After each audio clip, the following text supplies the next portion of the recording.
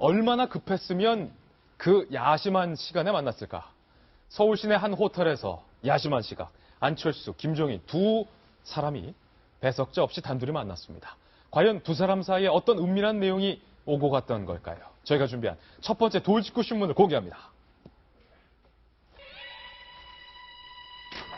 과연 이 두 사람의 만남이 이번 대선판의 마지막 변수가 될 수 있을까요? 안철수 후보가 김종인을 품고 막판 뒤집기에 성공을 하느냐 마느냐 상당히 관심을 받고 있습니다. 정성희 위원님, 두 분이 무슨 내용을 주고받았을까요? 상당히 궁금합니다. 두 사람만 사실 만났기 때문에 알려지지 않았습니다. 그렇지만 이제 그 주변에서 흘러나온 얘기들에 따르면은 어저께 만남이 사실 첫 번째는 아니고 세 번째 만남이라고 해요. 예. 다들 양자 사이 상당히 물밑 대화가 오갔는데 그 내용은 아마 통합 정부 수립의 역할을 해달라라는 제안을 안철수 후보가 했고 거기에 대해서 그 김종인 전 대표 측은 임기 단축을 고리로 한 개헌. 그러니까 임기 단축을 얘기를 하면은 2020년 선거에서 총선과 대선을 같이 한다는 거니까 자연스럽게 개헌을 고려한 임기 단축을 수용을 하냐는 걸 요구를 했다는 거죠. 대통령을 3년만 하겠다는 그렇죠. 방법인가요? 네, 그렇죠. 그러니까 임기 단축, 그다음에 통합정부 수립 이것의 이제 거래가 맞아떨어지면 오늘 이제 큰 어떤 뉴스가 나올 수 있는 거고요. 오늘 10시 좀 있다가 그 안철수 후보가 기자회견을 하는데 아마 둘이 어저께 합의한 내용에 대한 내용이 될 것 같습니다. 오늘 발표하겠죠? 그러니까 만약에 이것이 정말 뭘 의미하냐면 이제 통합정부 수립이라는 것은 패권 세력, 그러니까 친문 세력과 그 다음에 탄핵 반대 세력, 주편 말하면 태극기 세력을 제외한 나머지 모든 사람이 다음 정부에는 같이 하자는 내용이거든요. 예. 크게 통합해서 가겠다는 내용이기 때문에 이것이 지금 문 후보 측에 밀리고 있는 그 아는 후보로서는 마지막 막판 뒤집기 카드가 될 수 있을지 주목이 됩니다. 5년 대통령 임기를 3년으로까지 줄이면서 마지막 승부수를 띄우겠다는 건데 만약에 이게 성사된다면 그야말로 빅딜인데요. 안철수 후보가 어제 유세 중에 통합정부에 대해서 유독 강조를 했습니다. 국민의당만의 정부가 되진 않을 것이다. 상당히 의미심장한 여운을 남긴 겁니다. 직접 들어보시죠. 안철수 정부는 국민의당만의 정부가 아닙니다. 탄핵 반대 세력, 패권주의 세력을 제외한 합리적인 개혁 세력 모두 참여하는 국민 대통합 정부가 될 것입니다. 안철수 후보가 국민 대통합 정부를 얘기했는데 아마도 개헌론자인 김종인 전 대표와 맞닿아 있다는 겁니다. 잠시 후 안철수 후보가 발표할 그 무언가가 과연 무엇일까? 오늘 저희 돌직구쇼가 예측을 한번 해봤습니다. 출력물로 3가지 정도 내용을 저희가 예견해봤는데 하나씩 살펴보시죠.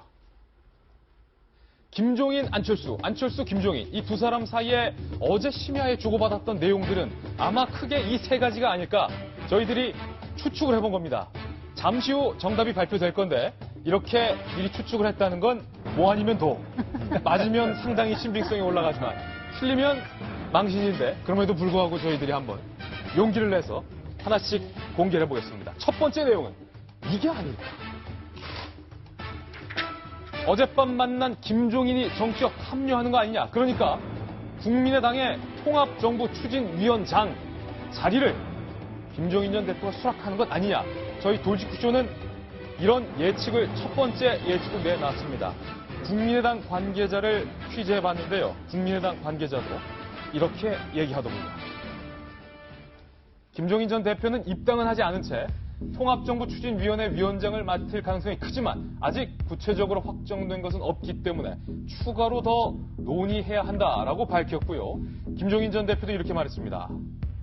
안 후보가 잠시 후에 발표하는 통합정부 구상의 구체적인 내용을 보고 나서 내가 할 수 있는 역할이 있을지 생각을 해보겠다. 이렇게 밝혔는데 윤태곤 실장께서 보시기에 잠시 후 김종인 전 대표가 통합정부 추진위원장 이런 자리를 좀 맡을 것으로 보이십니까? 그게 그러니까 안 후보가 어제 개혁 세력의 통합정부를 만든다라고 했고 그리고 또 흥미로운 것이 이 통합정부란 단어를 요즘 문재인, 안철수 여러 사람 다 쓰고 있는데 김종인 전 대표가 대선 불출마 선언을 할 때 통합정부 구성에 대해서는 이제 뭐 앞으로 기여를 할 계획하고 그런 말을 한 적이 있어요. 그거하고 맞닿는다고 봐야 되겠죠. 그렇다면은 뭐 오늘 당장 통합정부 추진위원장을 맡게 될지 내일 맡게 될지 이런 형식적인 문제는 남아 있지만은 국민의당이 이 기구를 꾸린다면은 김종인 전 대표가 위원장으로 합류하게 되는 거 아니겠습니까? 김종인 전 대표가 선선히 합류할 것이다. 네. 라고 말을 한 건데 오늘 전직 정부에 청와대 대변인을 지내셨던 박성규 전 대변인 나오셨고 또 뭐 문화부 차관까지 지내셨으니까 정부를 운영해 본 사람으로서 네. 통합정부라는 게 도대체 뭡니까? 통합정부. 통합정부, 뭐 말 그대로죠. 우리 혼자 해먹지 않겠다는 거. 혼자 해먹지 않겠다. 나눠 가겠다는 거죠. 예, 쉽게 이해됐습니다. 예. 근데 지금까지 여러 차례 얘기했잖아요. 안철수 후보의 입장에서는 사실은 의석의 문제도 있지만은 대한민국을 위해서 필요한 인재들은 이쪽 저쪽 안 가리고 다 쓰겠다. 예. 얘기한 사람들. 그 통합정부의 의지를 밝힌 거고 협치의 내용을 구체적으로 통합정부로 나타내겠다는 거고. 예. 지금 뭐 문재인 후보도 사실은 우리 편만 쓰지 않겠다는 얘기, 합리적인 인사들 쓰겠다고 하는 얘기 하니까 다 합니다. 그런데 이 얘기는 사실은 두 분만의 얘기가 아니고 예. 어떤 대선 후보들도 이제까지 대선이 있을 때마다 다 했었어요. 우리끼리 다 해먹겠다 했을 땐 아무도 없었죠. 그렇게 말하는 사람 없죠. 없죠. 웬만한 용기 아니고선. 왜냐하면은 이제 근데 이것이 구체적으로 정말 대통령 당선 이후에 어떻게 갈 거냐 문제. 예. 정말 큰 한 가지 전제 조건이 있거든요. 통합정부를 하겠다는 거는 대통령 당선인, 대통령의 입장에서 내 권한을 상당 부분 이양하겠다, 내려놓겠다는 거예요. 대통령 뜻만 가지고 되는 것도 아니고 대통령을 만든 사람들, 주변에 있는 사람들도 거기에 동의하겠다 하는 이게 같이 가져야 돼요. 예. 안 되면은 사실은 두 가지 문제가 생길 수 있어요. 통합정부 한다고 다른 측면에서 다른 쪽에서 사람을 데려다 쓰는 것은 있을 수 있는데 예. 만만한 사람 데려옵니다. 만만한 사람 데려오면 꼬다는 보릿자루가 되거나 있으나마나한 존재, 모양만 세워놓은 존재 될 수 있어요. 정말로 마음을 먹고 괜찮은 사람 데려다 놓으면요. 이거 불협화음이 일어날 수 있습니다. 예. 이게 굉장히 복잡한 문제예요. 아시다시피 우리 DJP 연합정부 하면서 50% 내각에 참여를 할 수 있는 권한을 줬었잖아요. 그때 저 취재기사 할 때인데 돌아보면은 자민련 내에서는요. DJP 연합자에 따라서 다음번 장관으로 누가 들어갈 건지 순서가 다 정해져 있었어요. 순번까지 있었다. 예. 순번을 정해놓고 다음 누구.